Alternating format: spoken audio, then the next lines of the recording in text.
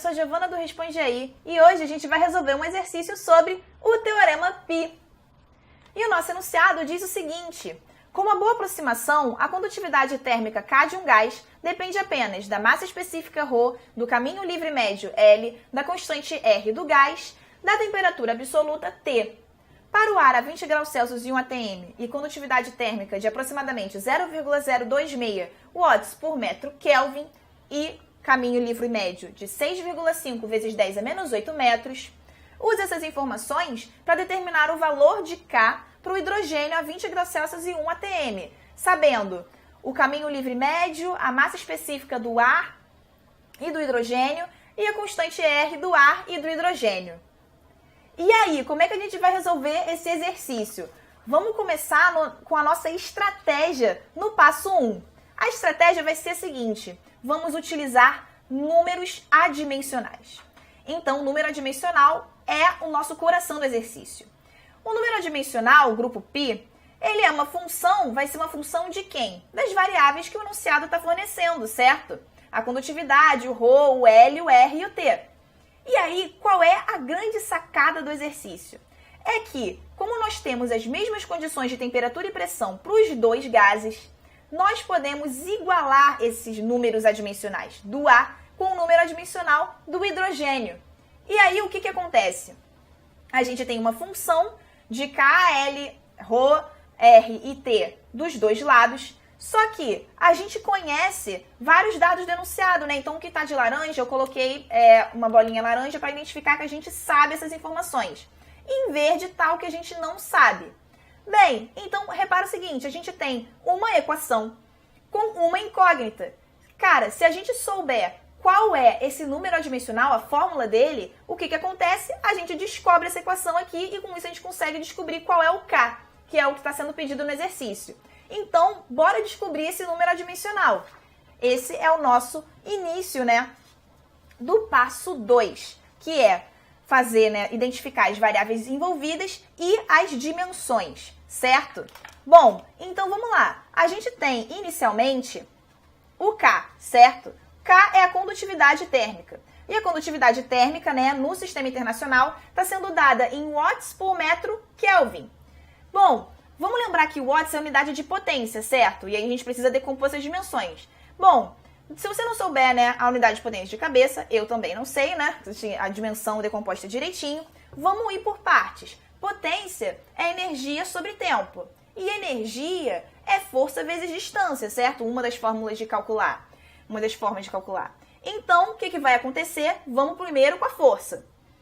Força, ela é massa vezes a aceleração, que é L sobre segundo ao quadrado, ou seja, tempo ao quadrado, certo? Colocando aqui a menos 2 porque está no denominador.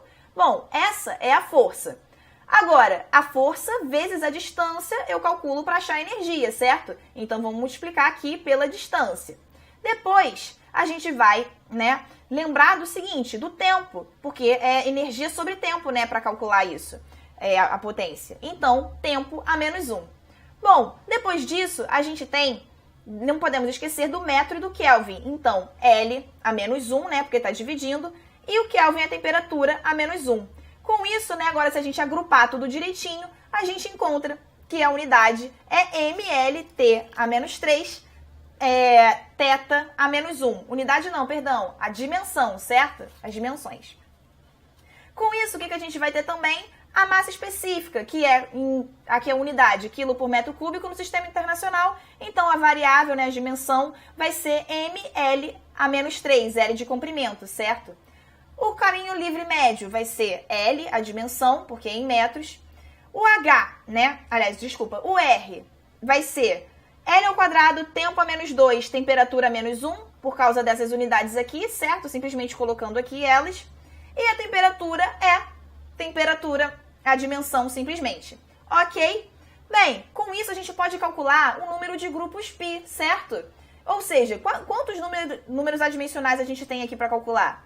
Isso é dado pela fórmula número de variáveis com dimensão menos o número de dimensões. Quantas variáveis a gente tem aqui com dimensão? 1, 2, 3, 4, 5. Todas elas têm dimensão, certo?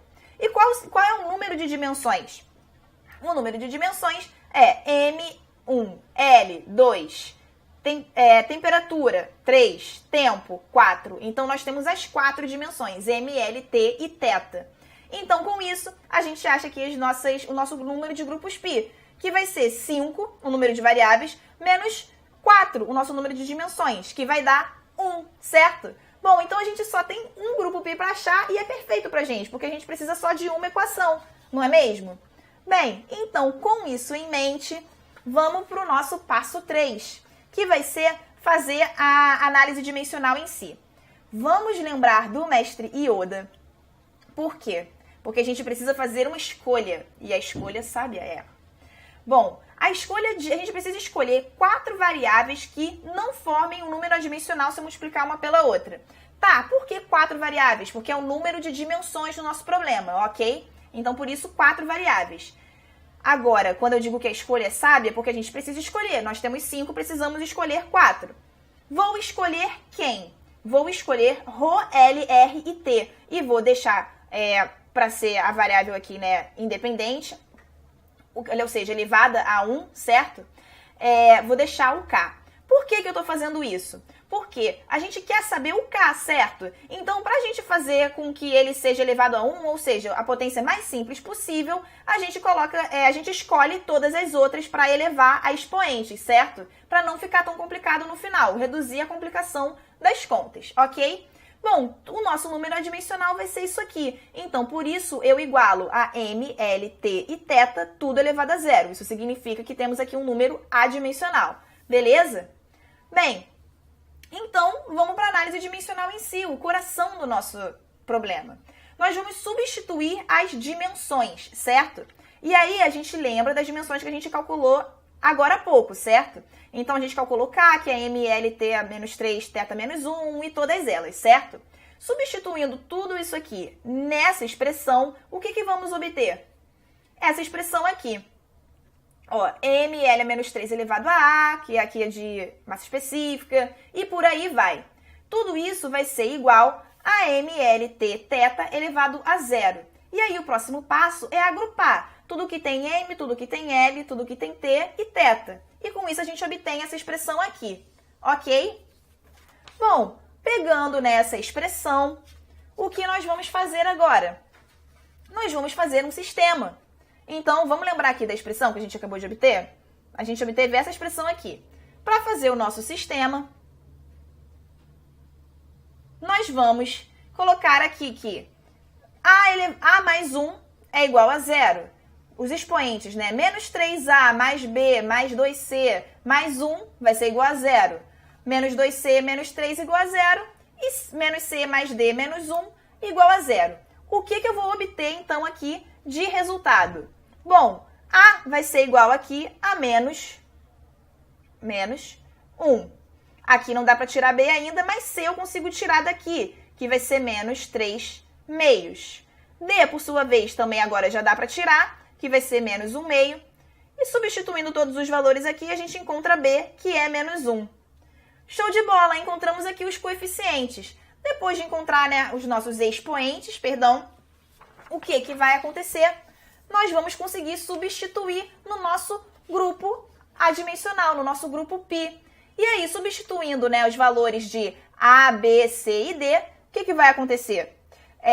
Nós vamos obter a expressão. Então, colocando aqui, organizando desse jeito mais bonitinho, temos essa expressão como nosso número adimensional.